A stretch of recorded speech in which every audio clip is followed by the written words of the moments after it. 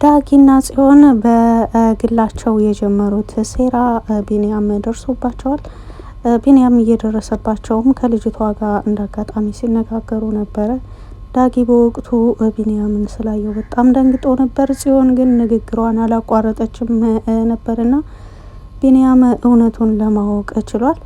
ሰላም ሰላም፣ ውድና የተከበራችሁ የዜድ ሀበሻ ቤተሰቦች ለቻናሉ አዲስ ከሆናችሁ ሰብስክራይብ በማድረግ እንደዚሁም ቪዲዮውን በላይክ መጀመር አትርሱ። ሐረግ ድራማ ቀጣይ ፓርት ይዤላችሁ መጥቻለሁ። እስከ መጨረሻው ድረስ አብራችሁ ለመቆየት ሞክሩ። እንደሚታወቀው ዳጊና ጽዮን አቤልን ወጥመድ ውስጥ ለማስገባት አብረው መስራት ከጀመሩ አላደር ብለዋል። በተለያየ ጊዜ እየተደበቁ ዳጊም ከቤተሰቦቹ እየተደበቀ ጽዮንም ከወንድሟ እና ከነሉሊት እየተደበቀች ይህንን ነገር ለማሳካት እቅድ ከያዙ ቆይተዋል። አሁን እንግዲህ የመጨረሻ ፓርት የሚሉትን ልጅቷን የሚያገኙበትን ጊዜ እየተጠባበቁ ባለበት በወቅቱ ስልክ አላነሳችም ስለነበረ በጣም ተጨናንቀው ነበረ። ነገር ግን ከደቂቃዎች በኋላ ስልክ በማንሳት እየመጣው ነው ብላቸው ወደ እነሱ ወዳሉበት ቦታ ለመሄድ ትችላለች። እንግዲህ ልጅቱን ሲያገኟት እያንዳንዱ እቅዳቸውን ምንም ስህተት በአሁኑ ላይ ምንም ስህተት አያስፈልግም፣ ይሄ ነገር ካልተሳካልን በጣም ችግር ላይ ነው የምንወድቀው፣ አንቺም በጥንቃቄ ስራሽን ለመስራት ሞክሪ፣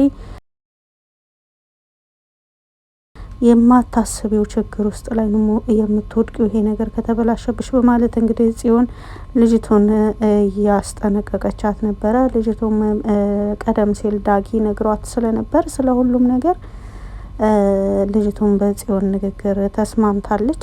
ነገር ግን ሶስታቸው ዳጊ፣ ይቺ አዲስቷ ልጅና እንደዚሁም ጽዮን ሶስት ሆነው አቤልን በምን መልኩ ማጥመድ እንዳለባቸው እያንዳንዱ እያስጠነቀቀቻቸው ጽዮን እየነገረቻቸው ሁላቸውም ሶስታቸውም እየተመካከሩ ባለበት ወቅት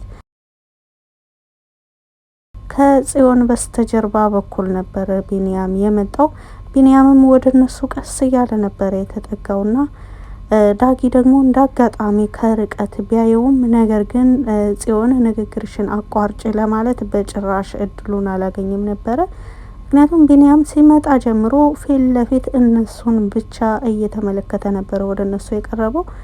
ጽዮን ግን የፊቷ አቅጣጫ ወደ ቢኒያም ስላልሆነ ቢኒያም ከጀርባው በኩል ስለሆነ የመጣው በጭራሽ እነሱ ጋር ቀርቦ እያንዳንዱ የምትነጋገረውን ነገር ሁሉ ለማዳመጥ ችሏል ማለት ነው። ይሄን ነገር እንግዲህ ካሁን በፊት ቢኒያም ዳጊን ብዙ ጊዜ ጠይቆታል። ምን አይነት ችግር ውስጥ እየገባ ነው ያለው? የት ነው እየሄድክ ያለው? የት ነው? ለምንድን ነው የምታመሸው? እንደዚሁም ወይዘሮ ገነት ለምንድን ነው ይሄን አለባበስ የምትለብሰው? በማለት ብዙ ጊዜ ከመሸ ሰዓት ካለፈ በኋላ ነበርና እየወጡ ጽዮንና ዳጊ አንዳንድ ነገሮችን የሚመካከሩት።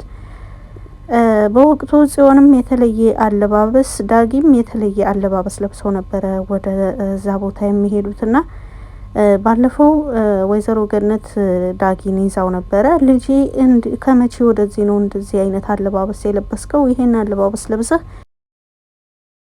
የት ነው እየሄድክ ያለኸው? በማለትም ብትጠይቀው ዳጊ በወቅቱ የመለሰላት እማዬ ባለፈው እኮ ቢኒያምን ያጠቁት ሰዎች እኔንም እንዳያጠቁኝ እኔንም እንዳያውቁኝ በማለት ራሴን እየደበቅኩ ነው በማለት ነበረ ለእናቱ ለወይዘሮ ገነት የነገራት።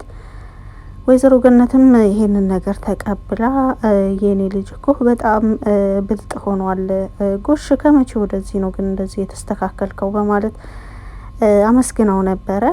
ነገር ግን እውነታው ሌላ ነው። ስለዚህ ብዙ ጊዜ ቢኒያምን በመጠራጠር ዳጊን ይጠይቀው ነበረ። የሆነ የጀመርከው ነገር አለ እንዴ? እኔ የማላውቀው ነገር አለ እንዴ? እባክህ ችግር ውስጥ እንዳትገባ በማለት ዳጊን ይጠይቀው ነበረ። ቢኒያም ከአቤል አግቶት ነበረና ከዛ ከተመለሰ ወደዚህ በዳጊ ጉዳይ በጣም በጥብቅ ይከታተለው ነበርና ነገር ግን ዳጊ ከቤት ለመውጣት ሲፈልግ ቢኒያም እንዳያገኘው ቢንያምን ጽዮን እሷ ጋር እንዲቆይ እያደረገች ጭምር ሁሉ ቤት ማንም እንዳያውቅበት ማንም እንዳይነቃበት በቻሉት አቅም ጽዮንና ዳጊ በይሄን ጉዳይ በራሳቸው መንገድ ነበረ ማሳካት የፈለጉት። ዛሬ ግን ይሄ ነገር የተሳካላቸው አይመስለኝም። ምክንያቱም እንግዲህ ቢንያም ገብቶ የሚያወሩትን ለማዳመጥ ችሏል። በዚህ ነገር ላይ እንግዲህ አቤል ምን ብሎ መመለስ እንዳለበት ሁሉ እያሰበ ነው ያለው። የሚገርመው ነገር እንግዲህ አቤልም ወደነ ኤፍራታ ቤት ገብቷል። ወደነ ኤፍራታ ቤት ከገባም ወደዚህ በተለይ ያፌት በጭራሽ የአቤልን ከነሱ ጋር መኖር ፈጽሞ አልወደደውም። እየተግባቡም አይደለም። በተለያየ ጊዜ ሲገናኙ እንዲወጣ እያስጠነቀቀው ነው ያለው። አቤል ግን የወንድሜ ሚስት ናት የፈቀደችልኝ ልብስህን ሰብስበህ ይዘህና ያለችኝ ምናምን እያለ እንግዲህ ብዙ ነገሮችን ወደ ኤፍራታ እያዞረ ያለ ይመስላል። እንደዚሁም ያፌት ወደ ኤፍራታ የሚያመላክቱ የተለያዩ ፋይሎችን እየያዘባት ነው ያለው። ዛሬ በተለይ እንግዲህ አቶ ናታን ማንን እንደምታጋልጥ ወይዘሮ ገነትም የቢንያምን ደስታ ከምን የመነጨ ነው ይሄ ደስታ በማለት ጠይቀው ነበረ። ምክንያቱም ቢንያም ደስተኛ ሳይሆን ነው ሰሞኑን እያየችው የነበረው። ካሳለፍነው ፓርት ላይ እንዳያችሁት ጽዮንና ቢንያም ታርቀዋል። ጽዮንና ቢንያም መታረቃቸውንም አስከትለው ቢንያም በጣም ደስተኛ ሆኗል። ጽዮንም ደስተኛ ናት። እንግዲህ ቢንያም ላይ የሚታየው ፊቱ ላይ የሚነበበው ደስታ ጥያቄን አስነስቶበታል። ወይዘሮ ገነት ይሄ ደስታ ግን ከምን የመነጨ ነው በማለትም ጠይቀው ነበረ።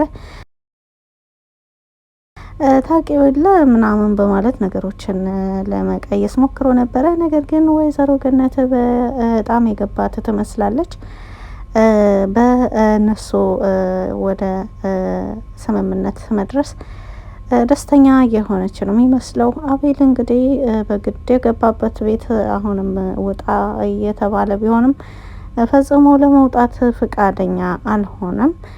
ይልቁንስ ያፌት በዚሁን ሁኔታ ላይ ሆና ያንን እሷን ወንጀል ላይ የሚጥል ፋይል እንድትፈርም የቻለውን ነገር ሁሉ እያደረገ ነው። በቻለው በቤት ውስጥ እንድትፈርም ቤት እያመጣ ካልሆነ ደግሞ እዛው ቢሮ ሄዳ እንድትፈርም እያደረጋት ነው ያለው። ናኦድና ቤዚ በጣም ተግባብተዋል። ጠዋት ስፖርት አብረው ነው የሚሰሩት። የተለያዩ ግላዊ የሆኑ ሚስጥሮቻቸውንም እየተገላለጹ ይገኛሉ። ይሄ ነገር የናኦድን እናት አላስደሰታትም። ናኦድ ከሰዎች ጋር እንዲቀራረብም በፍጹም አትፈልግም። እንደሚታወቀው ናኦድ እንዳወራው ከሆነ ከ5 ዓመት በፊት አባቱን ያጣውም በእሷ ምክንያት እንደሆነ ይናገራል። እሷ ግን እንደሚታወቀው በአንተ ምክንያት ነው ብላ ነው እሱን የምጠይቀው። እውነታውን አንቺ በደንብ ታውቂያለሽ በማለት እንግዲህ ተፋጠው ነበረ። ካንተ የሚቀርቡ ሰዎችን ሁሉ እያራቅኩኝ እዚህ ደርሻለሁ፣ ካሁን በኋላም ይቀጥላል በማለት ወይዘሮ ትዝታ ልጇና ናኦድ ላይ ዝታለች። ቶሚ ከቤዚ ጋር በነበረ ጊዜ ናኦድና ቤዚ ስፖርት ሲሰሩ በነበሩ ጊዜ ቶማስ ታላቅ ወንድሙ የእናቱ ልጅ ፎቶ አንስቶት ነበረ። ፎቶ ካነሳውም በኋላ ወደ ወይዘሮ ቤዛ ወደ ወይዘሮ ትዝታ ቤት ነው ሄደው የቤዛንም ሆነ የናኦድን ፎቶ ይዟል። እንደዚሁም ያሉበትን ቦታም አውቋል ቶማስ። ነገር ግን ወደ ወይዘሮ ትዝታ ቤት ሄዶ የነገራት ነገር ቢኖር ምንድነው ልጅሽን ወንድሜን እዛ አገኘሁት ስፖርት እየሰራ በማለት ነበር የነገራት። ብቻውን ነው በዚህን ሰዓት ምናምን ብላ ስትጠየቅ ከሆነች ልጅ ጋር ነው በማለት ነበር የነገራት። ወይዘሮ ትዝታ በወቅቱ የመለሰችለት የጠየቀችው ነገር ምንድነው ፎቶ አንስታችሁታል ወይ? ፎቶ አንስተው ከሆነ ፎቶውን አሳየኝ፣ ልጅቷን ማወቅ እፈልጋለሁ ስትልም ቶማስ ግን ፎቶውን አሳይቼማ ወንድሜን ችግር ላይ አልጥልም በማለት ርስቸው የሚያስፈልግ ስላልመሰለኝ ፎቶ አላነሳዋቸውም ብሏል።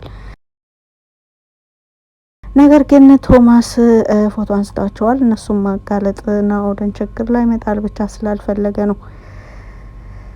ናታንም በቻለው አቅም ብዙ ነገሮች ፋይሎች እያገኘ ነው ያለው። አንዳንድ የቀሩ ፋይሎችን ደግሞ በዲያራ እገዛ የሚያገኝ ይመስላል። ለዛም ዋነኛ የእቅዱ ማሳኪያ ዲያራ እንደሆነችም አድርጎ ያስባል እሱ። ዲያራም ከናታን ፍቅር የያዛት ይመስላል።